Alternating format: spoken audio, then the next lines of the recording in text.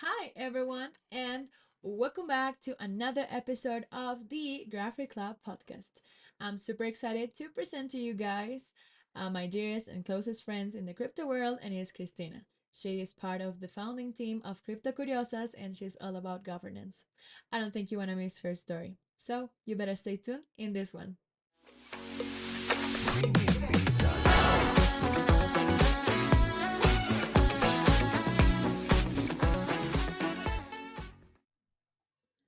Hi, everyone, and welcome back to another episode of the GrapHER Club podcast.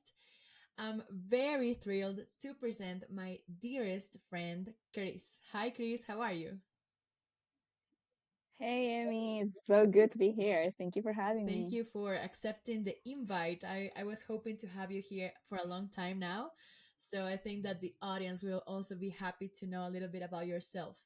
So I think that we can start with the first question, and it's tell us a quick introduction about you. It can be professionally or personally, whatever you want. My name is Christina, actually, but I think that here in crypto, most people know me by Chris. So I've been very involved in governance for the past year, which is a long time.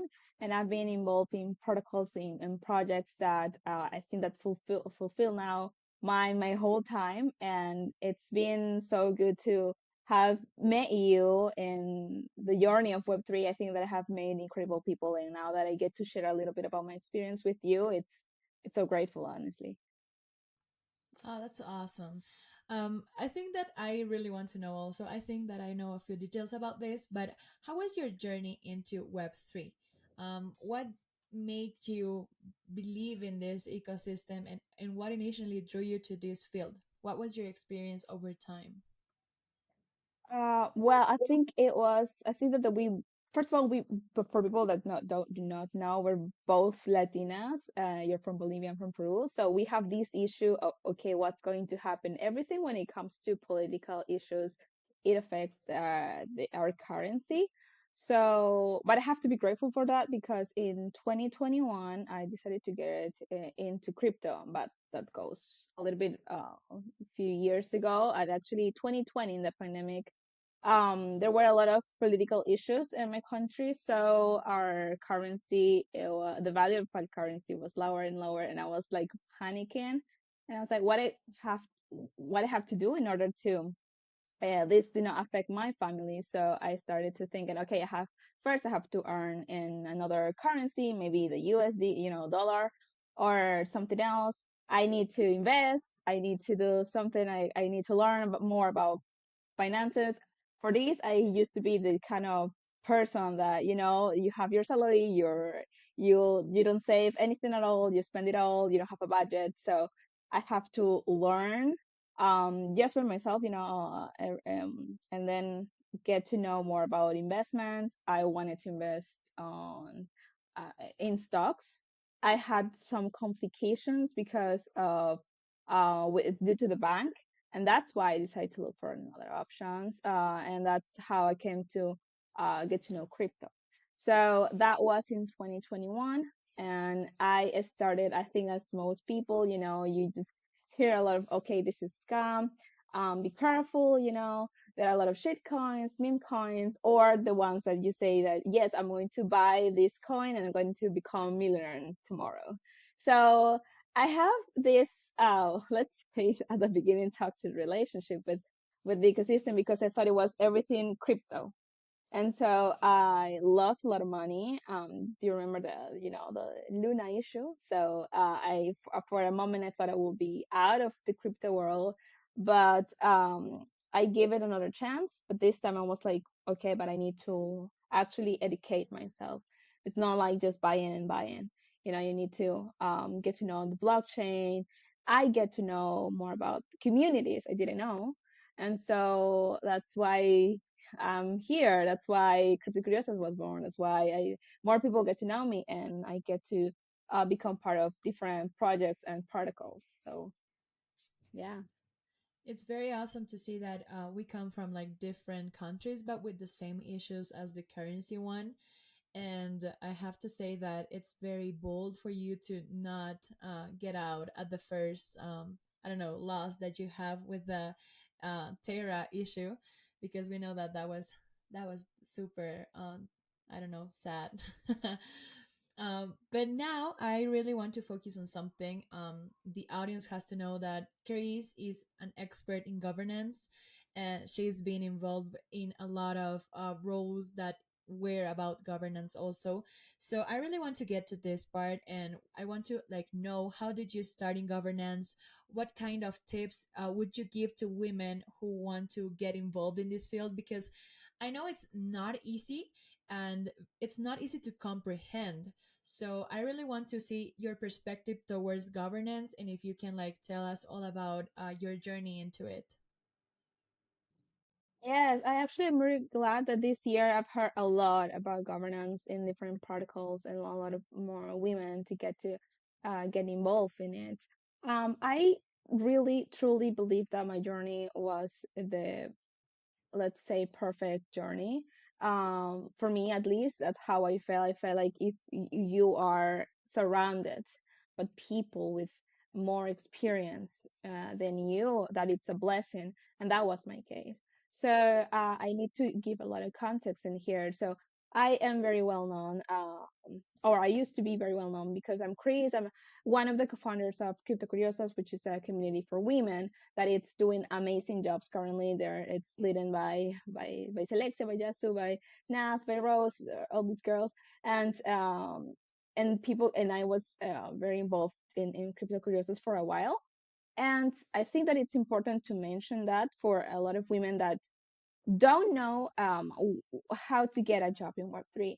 But before that, you need to show your skills. And a good way to show your skills is to be part of a community where you can share your knowledge. And if you don't know, you get to learn with a group of people. That's how I did it. So that's a lot of people get to know me and they reach out to me and they say like, Chris, we have this role that you it's perfect for you. We believe it's perfect for you because this. And honestly, it wasn't a really big protocol. It wasn't in MakerDAO. And of course, as someone with no experience in governance, I had a lot of chances to say no. The only reason I actually did not I actually accepted it was because I was looking for a job and in Web3, of course. And um, if I said no, I was like, okay, I don't have a job. So I decided to give it a chance. Um, and this is another big thing in Web3 that it's not so common in Web2. You can get a job from a reference. It's I get to know these people and I get to know these people and these people know how I work and these people know what's my experience in this. So uh, if you think that you're not gonna find a Web3 job, because that's what I used to believe. Like the first year when I was just with the community, I was like, everyone is getting a job, which is amazing, and that's the goal of people that start working in Web3. When it's gonna be my turn, and then I get to land in what for me was the perfect role, the perfect team, and it was just like that. How do I get involved in governance? Well, I was part of an ABC, which is no longer a role, and that is something as well that I think it should be mentioned important. In Web3, nothing lasts forever. No protocols, no projects, no roles, not even coins. So that is something that you should be aware of. Your role, your position, your salary, you have it now. You don't know if you're gonna have it forever. So yes, I think that this amazing team that it's the ABC that was by Seed Latam, which is a community very involved in governance and way more, but my part was in governance. They have months, they have years of experience working in different protocols in governance. So I get to work hand in hand with the team with the ABC. And for me, it was the best way to get to know about governance because it was like people that some of them were lawyers, some of them were very technical, were like also like developers like you, and they have more experience.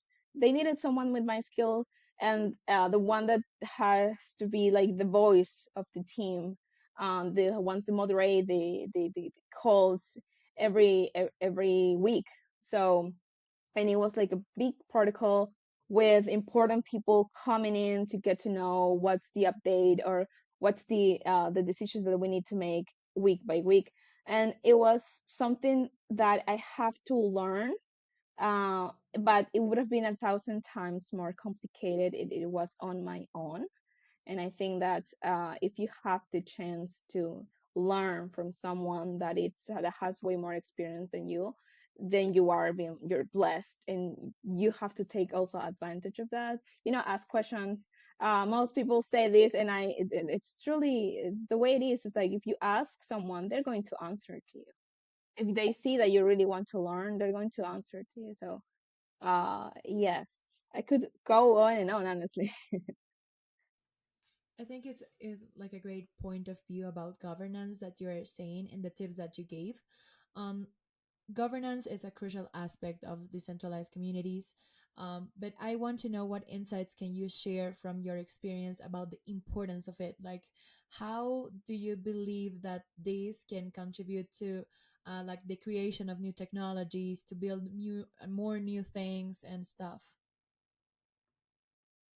That is a good question, because sometimes people say like, okay, governance, but what really is governance, or why is so important governance?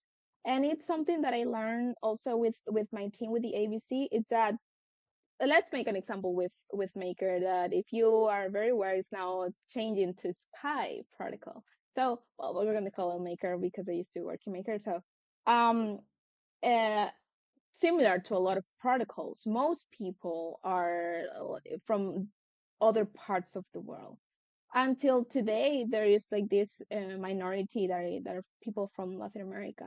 And it's important to have our perspective, which is very different from theirs. We know what it's like.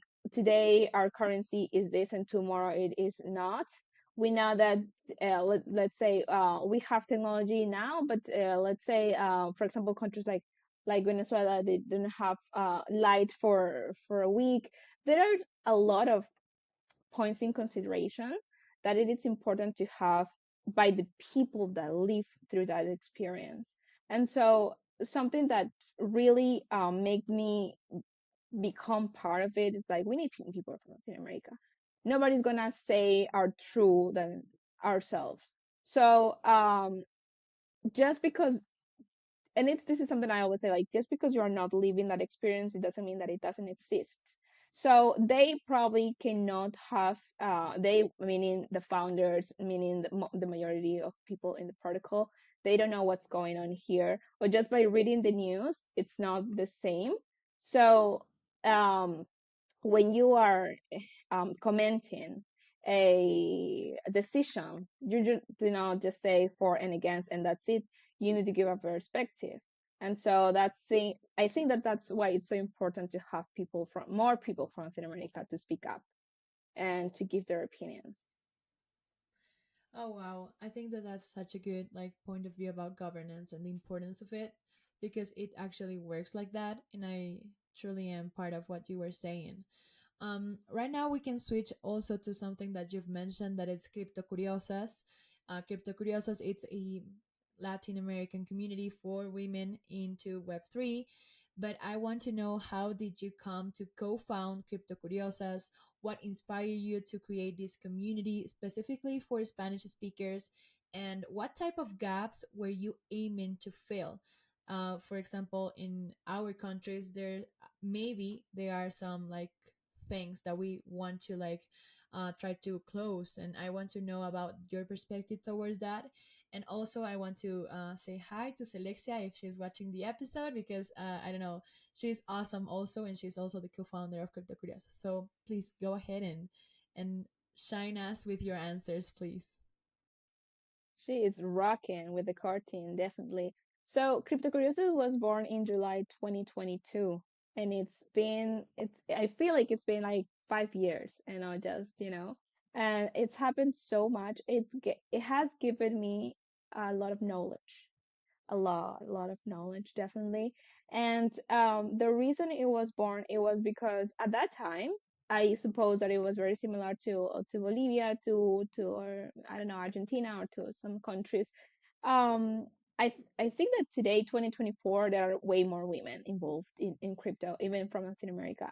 But at that time, I'm talking about Lima. We needed more, like whenever we attended events back in 2022, the beginning of the year. Of course, it was the difference between women and males attendance to this event, it was enormous. So the leaders from the time, from the Peruvian crypto community, they were like, you guys, and they were like, you are women that are always attending, do you participate actively? You should create a community for women here in from Peru. And that's how come Criptocuriosas was born. I'm not the only founder. You have mentioned also Selexia. We have more women from that, and that now they are working in different protocols and different projects in crypto. And I think that's how you get to know that a community it's really working. You know, because I am not longer that active, it doesn't mean that Criptocuriosas is dead. No, it's completely the opposite. It's right now, Selexia is leading it with Jasu, with Rose, with Nat, with the team. And I'm supposed that when they don't have the time to do it, another generation, let's call it, for leaders are going to start leading the project. I think that that's the way uh, a community works. And so it's not easy. I mean, you also run a lot of projects, so it's not easy to lead. And once, and I think that everyone needs to have the chance to pass by this experience, because you start learning from everything. It's like your entrepreneurship in a way. You have to do everything, right? And that gives you also experience to do everything. I remember, and just by doing this, I remember how I started. I was like hosting the Twitter spaces from Criptocuriosas. And I remember at the beginning, I couldn't even talk. I was like so nervous. And I was so glad that it didn't need a camera, it was just the spaces, but it was so nervous. And I had to do it because I really wanted to, first of all, interview women that were leading projects back then. And it gave me a lot of experience. It gave me purpose as well, like, hey, she's doing this, and that was her journey. And something that, like, that you're doing, that I commended you before, like, I saw the last episode, and I think it's amazing because I don't usually, and most people don't see in the crypto space, people from the elderly, and I saw her, I don't know, her mood. It's just so she really wants to learn, and age is nothing but a number, you know. Whenever we attend in real life events, and I say we because Amy and I have been together in different events, and so we see people from, very young people, and but I think we need to see more also people from different generation. And I'm saying this because I've always been focused on women, but watching the last episode from the podcast has been like, wow, this is something that I didn't have in my, like, you know perspective. But it will be really cool to see more people and to focus also, and to give them the chance to, uh I don't know, work in a project or team. Yeah. I think generations are very important, like to show off, that are into the crypto space. Sam, that she was on our last episode of the GrapHER Club, she demonstrated us that you just have to want to, I don't know, learn something, and that will be possible. So I think that that's also kind of what the mission of communities here are, like aspiring to do, to just inspire people to learn because they can and they have the resources to do it. So here's a question for you that I think that it's very, very, I don't know, cute for me. But what are your hopes for Crypto Curiosas? Like, what are your dreams for them to achieve? Okay, I think that the main reason I I mean, we decided to have a community for women. It's the biggest problem, I think, in Latin America, and I think around the world as well for women. It's that, and for people in general, not everyone has finances literacy for different reasons. It's just something that, for example, here in Peru, you don't have that at school or at university. Like you have to pay for it. It's not something that for free you. I mean, yes, on internet, but it's not something that for your kids you are gonna have it at school. And it's just so important. I mean, now in the world that we live, I mean, if you are a woman, let's say you are 40, 50 years, and you depend for whatever reason it is on someone else, and you don't have your own ownership of what you do with your money, or if you spend something and you need, you have to tell someone that you did it, and argue give arguments about it. It's just not um healthy. And not only that, but having financial literacy also helps you to become, it's like, I don't know, have you ever feel this way? It's like, oh my god, I know I have a budget and I know how much I'm spending, so I can spend more and I don't feel guilt about it. But when you are not like that, you feel so stressed out. I mean, stressed by work, stressed for some issues else, and now it's stressed for money. So that is a lot of reasons to be more aware of your spendings. And I think that is something that not I mean, at least for me, it was like I started earning in crypto, and of course, it was better. But what happens when we earn more? We start to spend more as well, and it's like, hey, wait a minute. I used to, earn not this much, but I used to have more savings. What's happening? So there are a lot of issues that we're not taking into account, and that it helps a lot in when it comes to women. In Criptocuriosas, we have done workshops that I remember one of the names of the workshop was like how to work on the relationship with money, because sometimes it's generational.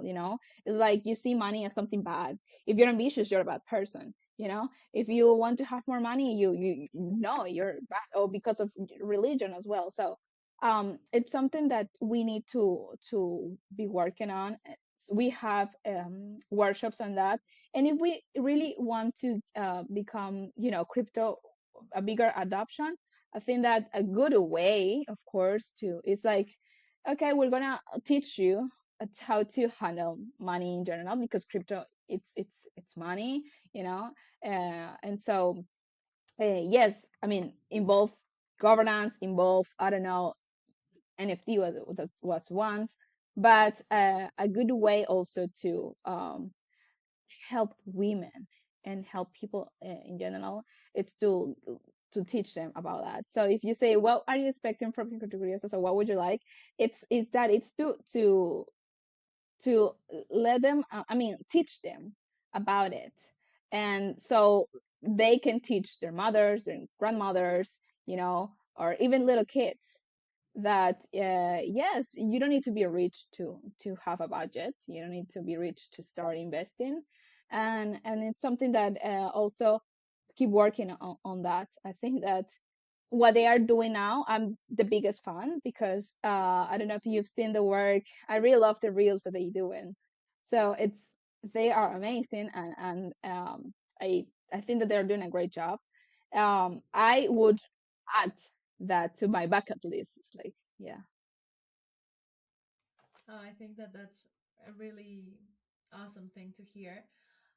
I've seen very close the work that Cryptocuriosas is doing, and I'm sure that everything that it's doing right now will have also its, I don't know, rewards after all, because I'm actually very, I don't know, captivated by the work that you all were doing before and after this year, because I think that that's a huge milestone that you're accomplishing. And And okay, so I'm going to put the links of the Criptocuriosas accounts here and on the YouTube description, because I think that it's very important for people to know that there exists some Spanish speaking communities that help to know about the good relationship in crypto with money, finances, and stuff.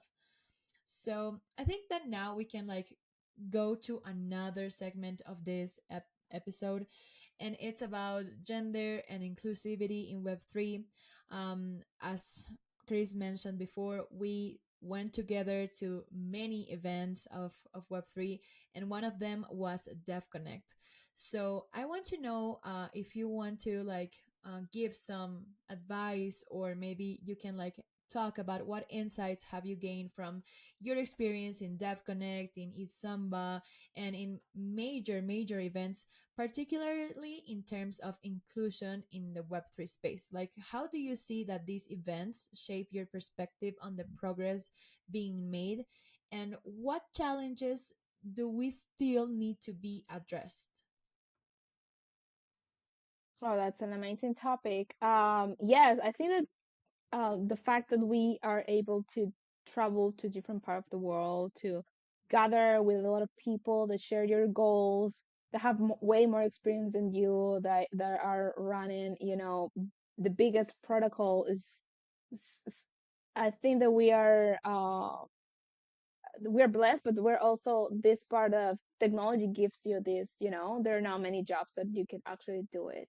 I'm starting by this because I remember the old Chris, or the Chris prior crypto, couldn't even think about traveling abroad. There was a point, I've never been abroad my country before crypto. So your mindset changed completely because of these events. The first event and the first trip that I did, it was to DEFCON, that was back in 2022, the best DEFCON. and it helped me um change my mindset. It was like, okay, this is the beginning. I could really start here, and I could like shape myself and get to learn what I'm interested in, and then support the ecosystem. So I you mentioned about inclusivity and gender gaps, but maybe if I compare to Web 2, honestly, people don't care that you what gender you have, honestly, because first of all, most of our work, you don't even know who you're working with. Even when you have meetings, you're not with the camera on. They really don't care about it. As long as you show what you're made of, show your experience, show your skills. I think that's very important to mention. But still, there are a lot of things that you should be working on. So I think that I first would mention about the fact that if you're trying to, or you're thinking about going to a Web3 event, you first need to know the reason why. Like, what's your purpose? Is it networking? Is it just networking? Is it applying for a job? Is it getting to know more protocols? That a lot of questions that you need to answer yourself first. And in order to know that, then you get, okay. So if I want to get a job, then I need to know which kind of jobs do I have. Do I want to get, like, is it involved in governance, in a DAO? What kind of protocols in a DeFi protocol? So I think that you have. It's not okay. I go to the event and then I find out. It's prior to that. It's, you need to have like a to do list. I would like to meet this kind of person or this kind of protocol, and it doesn't mean that you're always gonna get to actually meet them, because founders are always busy. Nobody sleeps in Web3. We know that. So if you have the chance, you probably have just a couple of minutes to pitch yourself. So or if you have to attend a conference in order to get to know them. So um, it's very valuable. So that and then also I think it's if anyone has the chance to do this, and if you are starting, it's like the perfect way to start. And if you're looking for a job, it's also kind of like the a really good way to look for a job. or even if you are a founder, to get to know your product. So I think that I've seen a lot of this. And also, I remember the impact that it had for me at DevCon 2022 for Criptocuriosas. It was like, for me, when, back then when everyone was like, hey, are you Criptocuriosas? And Criptocuriosas had like 3 months. So you have no idea how much it made me feel. Like it was like, so it was, I think it's some of the best feelings that you get when your project it's being acknowledged by different people from not just your country, but around the world. So that there are a lot of challenges in crypto. There are a lot of challenges in the ecosystem. And for example, there are a lot of challenges in governance until today that we need to. I think that if we're here, it's because we are working on them. If we focus on how can we be more inclusive, I think that the fact that if you are a founder of a project, probably you need to get to know the minority of your team and see, okay, what's happening here. Maybe we need to have the chance to invite people, let's say, from different generation, or let's say maybe more women in the team, and at least experiment. It's not that you are forever going to have it that way, but that's a really big step. I see that a lot of protocols now have people from Latin America, that it's amazing. Not only Latin America, I think that thanks to the fact that we also went to DEFCON, and we've seen a lot of people from India, from around the world, and it was just such a nice experience. But and also you get to know people that become your friends. That's what happened here. Oh my God, I think that you have a lot of experience like going to events, and I think that um especially when you go abroad and you like bring your, I don't know, like Latin American, or maybe like abroad experience or perspective. I think that everyone like communicates better, and as you said, no one cares about your gender, and I think that that's one of the main reasons that we are in crypto, because we can speak what we think, and we know that not everyone will say like, oh yeah, you're a woman, you don't have to say this, or I don't care what you think. So I think that being acknowledged in this community with our opinions and our stuff, it's very cool, and it's something that our audience has to really know, that there's nothing to be afraid of in this Web3 space. So thank you so much for this. And now we get to the last part of our episode, and I think it's my favorite part so far. And it's, what final message or advice would you like to share with our audience, particularly to those who are new to Web3 and are looking to get involved?